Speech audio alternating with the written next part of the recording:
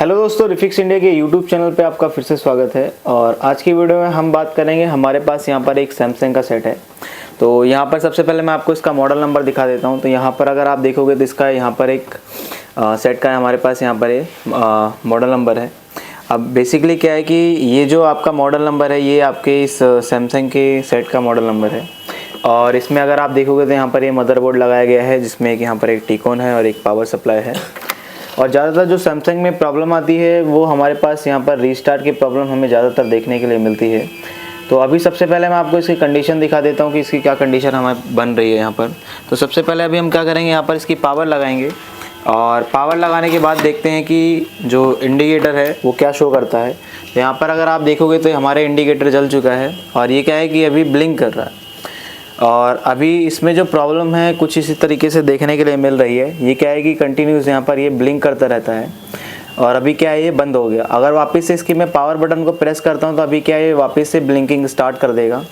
तो इसको थोड़ा सा हम यहाँ पर देखेंगे तो यहाँ पर ये वापस से कंटिन्यू ब्लिंक स्टार्ट कर चुका है। अब काफ़ी लोगों और काफ़ी टेक्नीशियंस को ऐसा लगता है कि ये जो सेट है ये ब्लिंकिंग में जा रहा है। तो देखो, आपको एक चीज़ मैं पहले ही क्लियर कर देता हूँ कि जो सैमसंग के सेट होते हैं वो ब्लिंकिंग में कभी भी नहीं जाते। वो आपके सेट जो है वो रीस्टार्ट मारते हैं। क्या है कि ये ऑन होने की कोशिश कर रहा है लेकिन बीच में ये रीस्टार्ट मार देता है, तो इसलिए ये ब्लिंकिंग करता है। क्योंकि ये जो सैमसंग के सेट होते हैं ये ब्लिंक करके ऑन होते हैं। तो अभी क्या है कि सबसे पहले अगर इस तरह की कंडीशन बन रही है तो आपको मदरबोर्ड की सभी बेसिक रिक्वायरमेंट वोल्टेज चेक करनी है। तो सबसे पहले क्या काम करते हैं, यहाँ पर मल्टीमीटर को हम सेट कर लेते हैं DC वोल्ट की रेंज पे और यहाँ पर सभी वोल्टेज को चेक करेंगे स्टेप बाय स्टेप। क्योंकि अगर बोर्ड की वोल्टेज रिक्वायरमेंट पूरी नहीं होगी तो आपका जो मदरबोर्ड है वो रीस्टार्ट भी मार सकता है या डेड भी हो सकता है।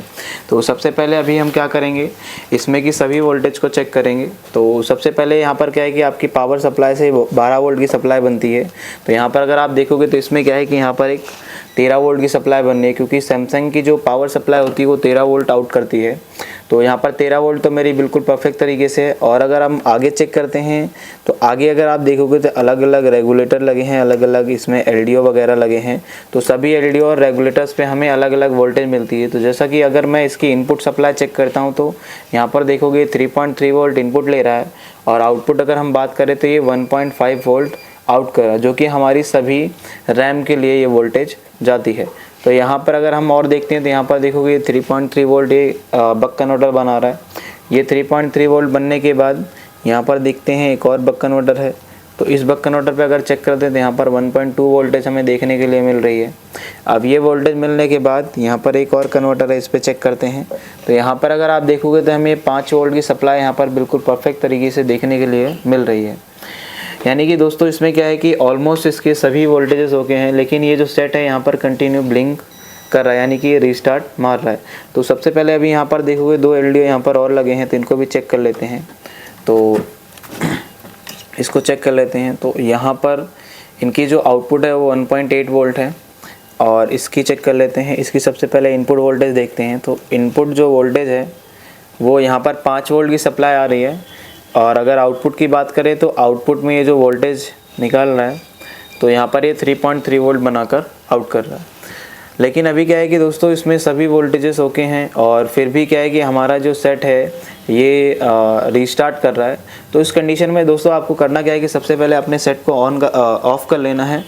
और ऑफ़ करने के बाद आपको यहाँ पर सभी रेगुलेटर्स को चेक करना है कि इनकी जो इम्पीडेंस रीडिंग आती है वो कितनी रीडिंग आ रही है। क्योंकि उससे हमें पता चलता है कि जो रेगुलेटर है वो ख़राब है या सही है। तो यहाँ पर डायोड रेंज पे आपको लगा लेना है और मल्टीमीटर की रेड प्रॉप को आपको ग्राउंड पे रखना है।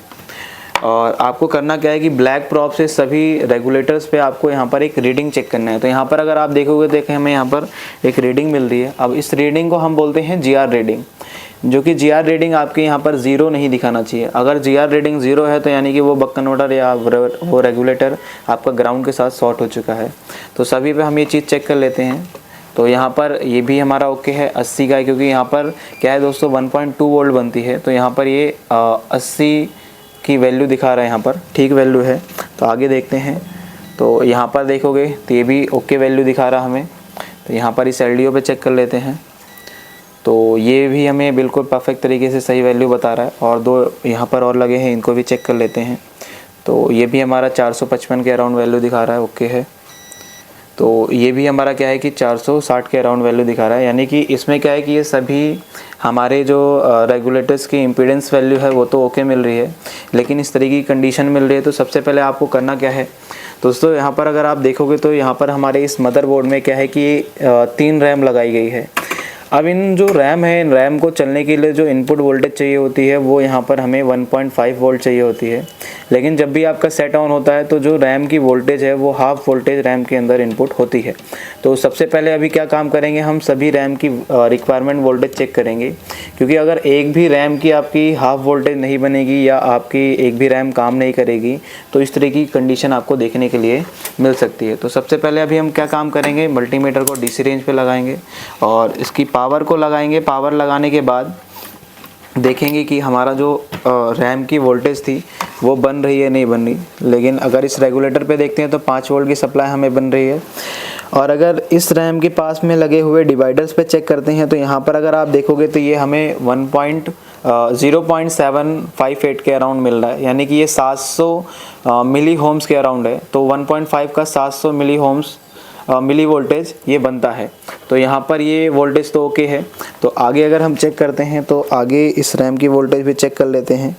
तो यहाँ पर देख लेते हैं, तो यहाँ पर अगर आप देखते हो तो इस रैम की जो वोल्टेज है ये भी हमारी बिल्कुल परफेक्ट तरीके से हाफ वोल्टेज बन रही है। अब ये हाफ वोल्टेज इसकी भी ओके है। तो आगे अगर हम देखते हैं तो ये जो रैम है इसकी वोल्टेज भी चेक कर लेते हैं। तो यहाँ पर देखते हैं डिवाइडर लगे हैं। तो अगर आप यहाँ पर देखोगे तो यहाँ पर जो ये जो डिवाइडर है इस सर्किट में क्या है कि यहाँ पर 131 मिली वोल्ट आ रहा है, जबकि यहाँ पर 700 मिली वोल्ट आने चाहिए थे। तो दोस्तों अभी क्या है कि हो सकता है कि इसमें जो आपकी डिवाइडर है, डिवाइडर में आपके रेजिस्टेंस ओपन हो गए हो या फिर इनकी वैल्यू शिफ्ट हो गई हो। तो अभी सबसे पहले हम क्या काम करेंगे, अपने सेट को ऑफ़ कर लेंगे और ऑफ़ करने के बाद अभी हम इन रेजिस्टेंस की वैल्यू को चेक करेंगे। तो यहाँ पर सबसे पहले हम इसको होम्स रेंज पे लगा लेंगे मीटर को होम्स रेंज पे लगाने के बाद सबसे पहले अभी क्या है, हम इनकी वैल्यू को चेक करते हैं और वैल्यू हमें जो मिलनी चाहिए वो सभी डिवाइडर पे सेम वैल्यू मिलनी चाहिए। तो यहाँ पर जो हमें वैल्यू मिल रही है वो 565 के अराउंड वैल्यू मिल रही है। और अगर हम R2 की वैल्यू चेक करते हैं तो इसकी वैल्यू ऑलमोस्ट सेम होनी चाहिए। तो यहाँ पर देखोगे सेम वैल्यू मिल रही है। और वही चीज़ मैं अगर इस डिवाइडर पे चेक करता हूँ तो यहाँ पर जो मुझे वैल्यू मिल रही है वो यहाँ पर 1 किलो होम्स की रीडिंग दिखा रहा है। और अगर हम नीचे चेक करते हैं तो यहाँ पर ये भी हमारा 1 किलो होम्स की रीडिंग दिखा रहा है। जबकि दोस्तों यहाँ पर जो हमें रीडिंग मिलनी चाहिए थी वो दोनों पे हमें 560 होम्स की रीडिंग मिलनी चाहिए थी। तो सबसे पहले अभी हम क्या काम करेंगे, कई बार ऐसा होता है कि रेजिस्टेंस सेम वैल्यू के होते हैं तो वैल्यू आपस में शेयर करते हैं। तो सबसे पहले अभी हम क्या काम करेंगे, एक रेजिस्टेंस को रिमूव करेंगे और रिमूव करने के बाद इसकी हम कंडीशन चेक करते हैं कि क्या वैल्यू दिखाता है। तो अभी क्या है कि अभी हमने यहाँ पर देखोगे तो इस रेजिस्टेंस को ट्रैक से रिमूव कर लिया है और इस रेजिस्टेंस को अगर मैं चेक करता हूँ तो चेक करने पे हम देखेंगे कि इसकी क्या वैल्यू बनती है। तो सबसे पहले यहाँ पर मैं इसको चेक कर लेता हूँ। तो यहाँ पर अगर आप देखोगे तो हमें 10 किलो होम्स की रीडिंग दिखा रहा है, जबकि यहाँ पर जो हमें रेजिस्टेंस मिलने चाहिए थे वो 1K के अराउंड यहाँ पर मिलनी चाहिए थी। तो यहाँ पर हम देखेंगे दूसरी रेजिस्टेंस को।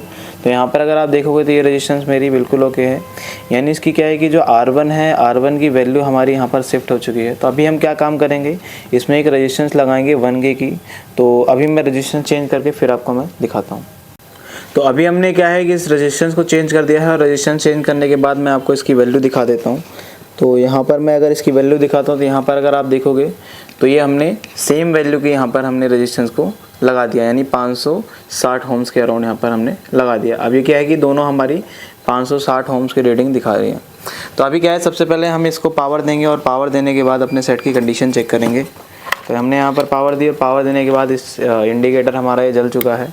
और इंडिकेटर आने के बाद क्या है कि अभी हम सबसे पहले इसकी पैनल की वोल्टेज और इसकी सबसे पहले हम रैम की हाफ वोल्टेज को चेक करेंगे। तो मीटर को लगा लेंगे यहाँ पर हम DC वोल्ट की रेंज पे और यहाँ पर इस रैम की हाफ वोल्टेज चेक करेंगे तो यहाँ पर अगर आप देखोगे तो रैम की जो हाफ वोल्टेज है वो हमारी यहाँ पर बिल्कुल परफेक्ट तरीके से बन चुकी है। और इनपुट वोल्टेज अगर मैं आपको चेक कराऊँ तो यहाँ पर देखोगे इनपुट वोल्टेज हमारी 1.5 वोल्टेज है। तो यानी कि ये जो हमारी रैम है ये बिल्कुल परफेक्ट तरीके से काम कर रही है। और यहाँ पर अगर हम देखते हैं तो इसमें जो पैनल है, पैनल की जो 12 वोल्ट की सप्लाई है, तो यहाँ पर अगर आप देखोगे तो पैनल के लिए 12 वोल्ट की सप्लाई बिल्कुल परफेक्ट तरीके से बन चुकी है। और अगर हम इसकी पिक्चर देखेंगे तो पिक्चर भी एक बार हम देख लेते हैं पिक्चर की क्या कंडीशन है। तो अभी आप यहाँ पर देखोगे हमारा जो सेट है ये बिल्कुल परफेक्ट तरीके से यहाँ पर चल रहा है। तो दोस्तों इस तरीके से आप भी किसी भी टीवी को रिपेयर कर सकते हो। अगर आपको रिपेयर करने में प्रॉब्लम आती है तो आप नीचे दिए गए कॉन्टैक्ट नंबर पे कांटेक्ट कर सकते हो, जिसमें आपको यहाँ पर फुल डे प्रैक्टिकल ट्रेनिंग देखने के लिए मिलती है। अगर आपको वीडियो पसंद आई हो तो वीडियो को लाइक करें, शेयर करें और चैनल को सब्सक्राइब जरूर करें।